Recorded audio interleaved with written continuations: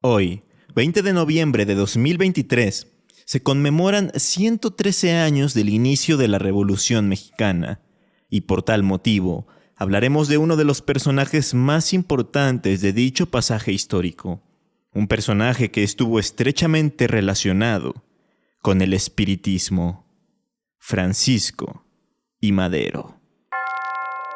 A través de los años, muchas leyendas urbanas, históricas y de terror le han dado la identidad cultural a México. Semana a semana haremos un recorrido por todas ellas. Esto es Leyenda Urbana MX con Ismael Méndez.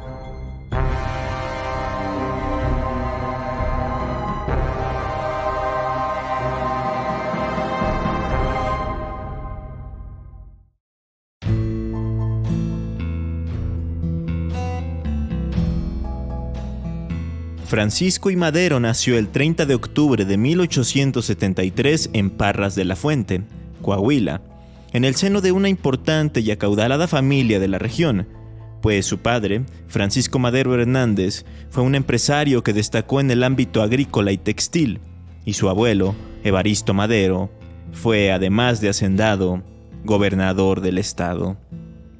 Siempre ha habido un debate respecto al significado de la I latina en el segundo nombre de Francisco. Hay quienes dicen que es Ignacio y hay quienes dicen que es Indalecio. Sin embargo, esta discusión ya debió haber quedado atrás hace algún tiempo, pues se ha demostrado gracias a su fe de bautismo y su acta de nacimiento que la I, efectivamente, es de Ignacio.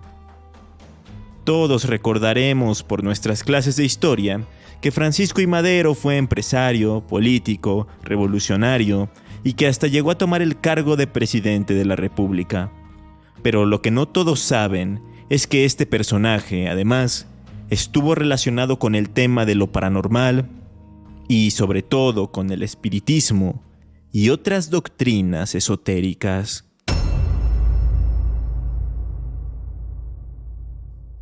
Cuando Madero era muy joven, antes de cumplir los 20 años de edad y mucho antes de que estallara el movimiento revolucionario, cayó en sus manos un texto que pertenecía a la biblioteca de su padre, una revista de un tal Allan Kardec, nada más y nada menos que el padre de la doctrina espiritista.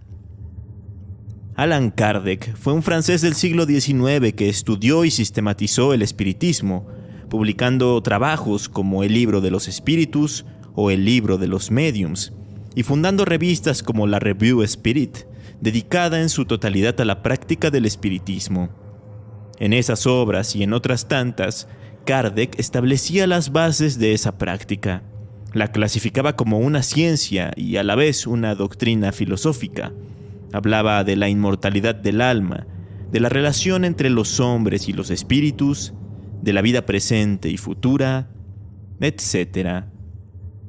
Tanto se apasionó Madero leyendo y entendiendo los trabajos de Kardec, que incluso viajó a París, Francia, no solo para terminar sus estudios, sino también para adentrarse más en el tema del espiritismo.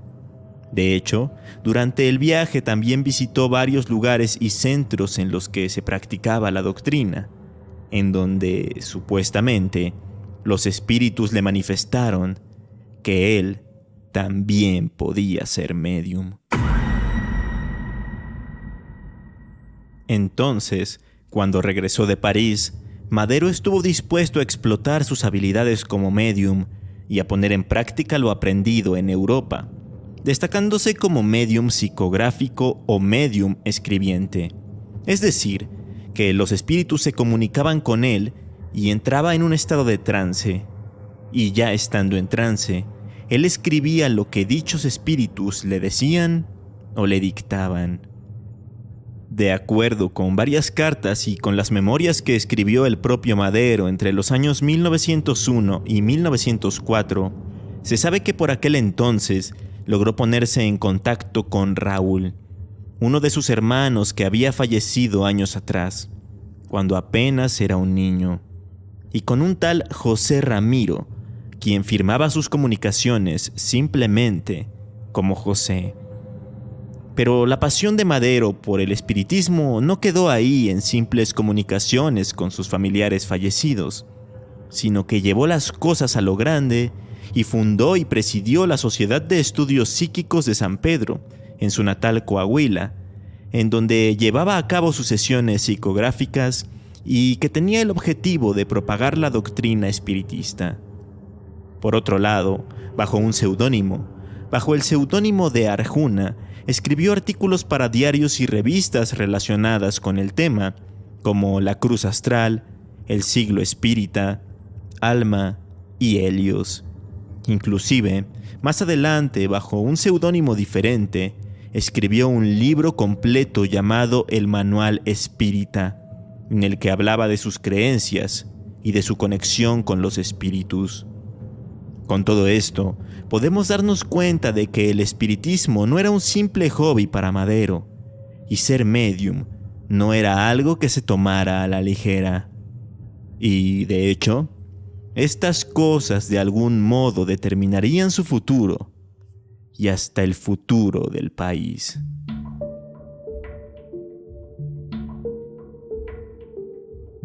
Resulta que ya por el año 1907, el espíritu de José, de quien ya hablamos antes, empezó a hacerse presente en casi todas las comunicaciones que llevaba a cabo Francisco I. Madero. Este espíritu le decía al originario de Coahuila que tendría una gran responsabilidad sobre sus hombros, una misión que tenía que ver con la democracia, con la justicia y con la patria.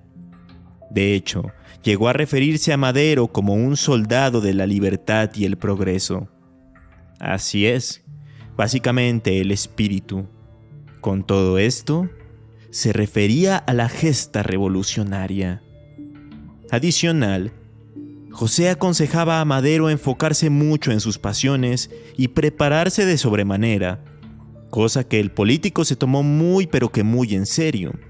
Tanto así que se retiraba e iba a lugares solitarios para meditar y orar, y se mantenía en ayunas por mucho tiempo, comiendo solo lo necesario para sobrevivir.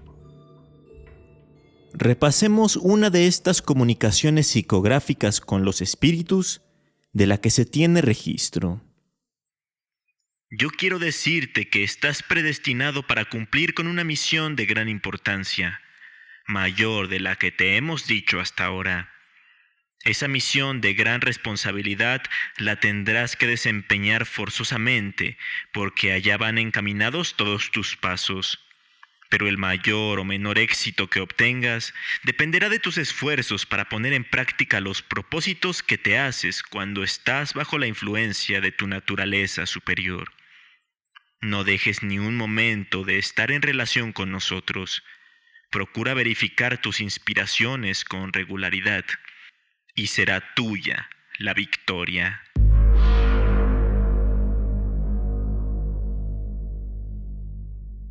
Así pues, con la influencia de los espíritus, Francisco I. Madero publicó en 1908 su polémico y exitoso libro La sucesión presidencial de 1910. En 1909 fundó el Partido Nacional Antirreeleccionista, en oposición al gobierno de Porfirio Díaz. En 1910 se postuló como candidato a la presidencia de México. En octubre de ese mismo año, promulgó el Plan de San Luis luego de ser encarcelado bajo los cargos de rebelión y ultraje a las autoridades, y el 20 de noviembre inició la Revolución Mexicana en Piedras Negras, Coahuila. El resto es historia. Entonces, ¿será que, de algún modo, los espíritus fueron quienes iniciaron una revolución en México? Dice Alejandro Rosas en su artículo Los diarios espiritistas de Francisco I. Madero, publicado en febrero de 1999 en la revista Letras Libres, que el espiritismo de Francisco I. Madero no debe, ni debía, verse como una charlatanería o una excentricidad, porque fue una creencia que marcó el rumbo de todos los actos de su vida pública y privada. Su fe en la democracia, la defensa de la libertad y su respeto por la dignidad humana abrevaban innegablemente de las aguas de su espiritismo.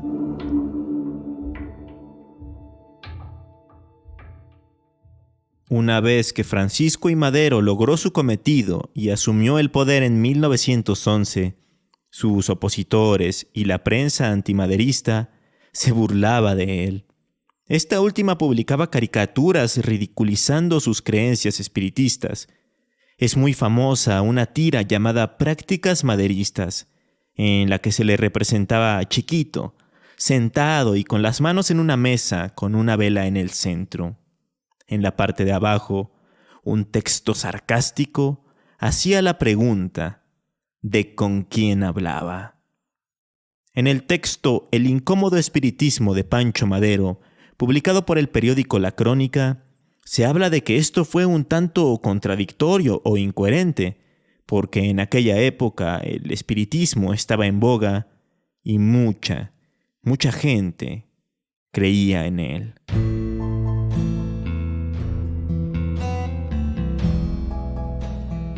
En fin, el gobierno del apóstol de la democracia, como también se le conoce a Madero, duró muy poco, pues en 1913 Victoriano Huerta, quien era comandante de las Fuerzas Armadas, lo traicionó e hizo un golpe de Estado, en un hecho histórico conocido como la Decena Trágica, mismo que culminó con el terrible asesinato del presidente Francisco I. Madero, de su hermano Gustavo A. Madero y del vicepresidente José María Pino Suárez.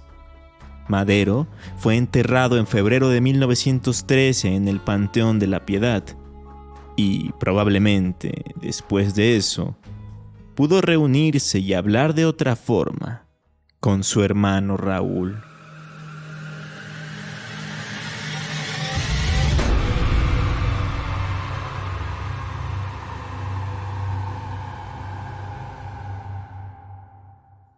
La primera vez que toqué este tema de forma un tanto más breve, hace unos 6 años, mucha gente me dijo en comentarios que por qué su hermano Raúl, o el otro espíritu, el de José, no le advirtieron a Madero durante alguna sesión acerca de que iba a ser traicionado y asesinado. ¿Por qué los espíritus no le dijeron eso tan importante?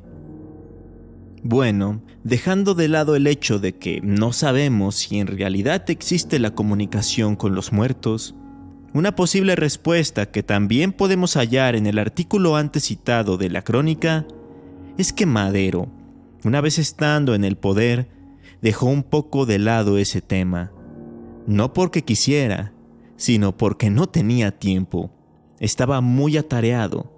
Gobernó durante poco más de un año y lidió con muchas cosas durante ese efímero periodo presidencial, en un México totalmente desestabilizado política y económicamente. De hecho, hurgando en los documentos y diarios espiritistas, la última comunicación que encontré data de 1908, antes de la Revolución.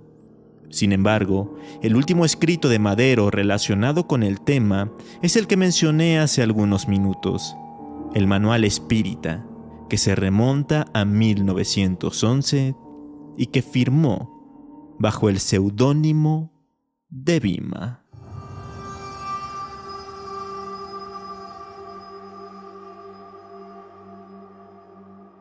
Parecería ficción todo esto que les acabo de contar, porque por mucho tiempo la historia oficial ha mantenido esto no en secreto, pero sí un tanto escondido. Se dice que por vergüenza. Si leemos el reportaje El incomprendido poder espiritista de Francisco I. Madero, publicado por el diario Milenio y escrito por Horacio Besón, podemos encontrar el siguiente párrafo.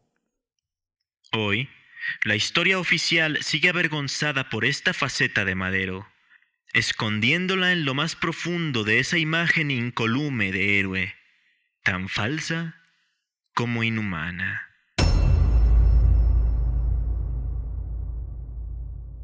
No obstante, en años recientes se ha hablado mucho más del tema. Se han publicado libros, han salido a la luz sus memorias y sus cartas espíritas se han hasta puesto en exhibición en muestras como el Fondo Histórico Archivo Madero, en Palacio Nacional. ¿Ustedes sí conocían esta faceta de Francisco y Madero? Háganmelo saber a través de redes sociales. Me encuentran como Leyenda Urbana MX en Facebook e Instagram o como @leyendaumx en Twitter. Mientras tanto, los invito a que sigan el podcast desde la plataforma en donde me estén escuchando y, si está en sus posibilidades, lo compartan y lo puntúen. Eso me ayuda muchísimo. Nos escuchamos este jueves con un nuevo capítulo lleno de misterios y leyendas. Hasta entonces.